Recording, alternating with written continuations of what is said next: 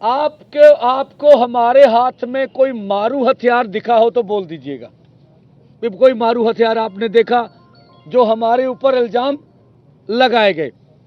इतनी बड़ी, नीचे भी बहुत से लोग थे, हजारों लोग दूसरी साइड पर खड़े थे। हमने बिल्कुल डिसिप्लिन भंग नहीं होने दिया।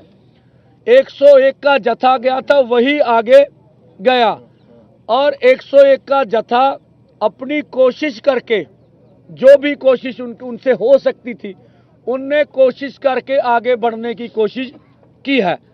हमें मालूम था अभी भारत सरकार ने जो प्रबंध कर लिए हैं, जैसे अर्धसैनिक फोर्स तैनात रखी है, जिस तरह से ड्रोनों का प्रबंध कर रखा है, जिस तरह से उनके पास जो साजो सामान है, ठीक है, उसकी ड्रिलिंग की है, वो हम लोग उसको तोड़ के आगे जाने में असमर्थ हैं, ये हमें मालूम था। हम तो देश दुनिया को दिखाना चाहते थे। जो केंद्र के झूठे मंत्री, जो राज्यों के भाजपा के झूठे मंत्री ये चिल्ला चिल्ला कर चैनलों पर बोलते थे कि आपके ट्रैक्टर ट्रॉली से आपत्ति है, आप ट्रैक्टर ट्रॉली छोड़कर दिल्ली आ जाइए, और ये उच्चतम न्यायालय, दोनों सरकारों ने कहा, सर्वोच्च न्यायालय में भी कहा, तो ये आज देश जवाब मांग रहा है कि क्या अगर पैदल जत्था दिल्ली की ओर रवाना हो जाता तो हम स्वयं प्रधानमंत्री जी से सवाल करना चाहेंगे, वो आए बताएं कि उसका देश को नुकसान क्या होना था, और हमारे साथ एक दुश्मन देश जैसा व्यवहार क्यों कर रही है सरकार।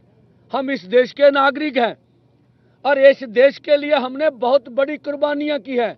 आरएस हमें बताए कि देश की आज़ादी में उनकी क्या कुर्बानियां हैं, और पंजाबियों की, देश के किसान मजदूर का देश की आज़ादी में क्या योगदान है। हमने केंद्रीय पूल में जब देश के नेता बाहर से अनाज के लिए भीख मांगने जाते थे, तो इस पंजाबियों ने, हरियाणा ने, हरे इनकलाब जो यहाँ लाया गया, इतना अनाज उगाया, देश को आत्मनिर्भर कर दिया, उसकी सजा मिल रही हमें, इसलिए हमारे साथ ऐसा किया जा रहा। तो पूरी दुनिया ने देखा, पांचवी बड़ी महाशक्ति दुनिया की 100 के जत्थे के ऊपर जिस तरह से उन्होंने बर्बरतापूर्ण जबर किया है, जिस तरह से हमारे नेताओं को जख्मी किया, ये पूरे देश ने देखा।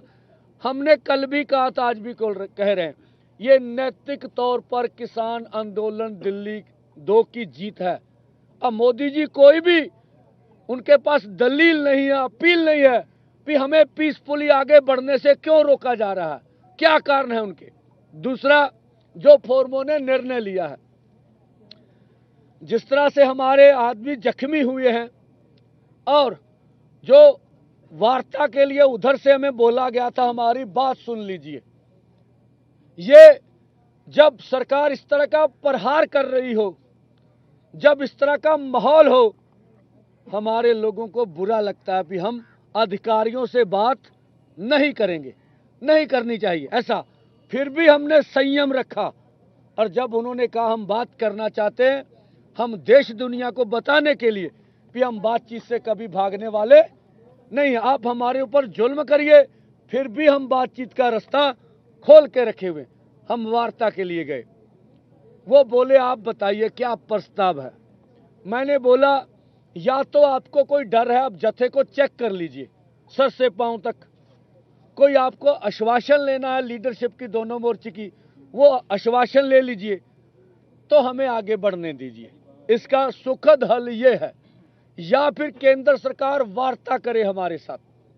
दूसरा इसका हल ये है, उन्होंने बताया आपकी कोई कंडीशन है, कौन से लोग मीटिंग में बैठेंगे।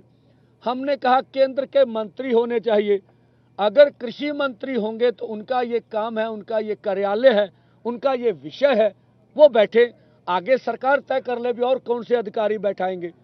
उन्होंने यह कहा कि आपका प्रस्ताव सरकार के पास चला गया, वो लगभग फोन खोलकर ही बात करते हैं, हमें पता सरकार के इंस्ट्रूमेंट जो हम बात करते हैं ऊपर दिल्ली तक जा रही होती है। उन्होंने कहा आप एक बार हमें मांग पत्र दे दीजिए, मांग पत्र तो दिए, फिर भी हमने कहा आपके एसपी को व्हाट्सएप के ऊपर हम अपना मांग पत्र भेज देंगे। एक तो ये देखते हुए जत्था जख्मी हो गया है, यहाँ पर मैं भी गया हूँ, आपके आंखों में भी जलन हो रही होगी। आप लोगों ने जिस तरह से सहयोग किया, जिस तरह से साथ हमारे रहे, इसके लिए दोनों फोरम आपका धन्यवाद करते हैं। आपने भी जान जोखिम में डाल के किसानों को कवरेज किया, और वो सब हम लोग कवर कर लें। और ये कल का जत्था इसलिए रोका जा रहा है, अब ये कल का जत्था परसों जाएगा। ठीक है जी।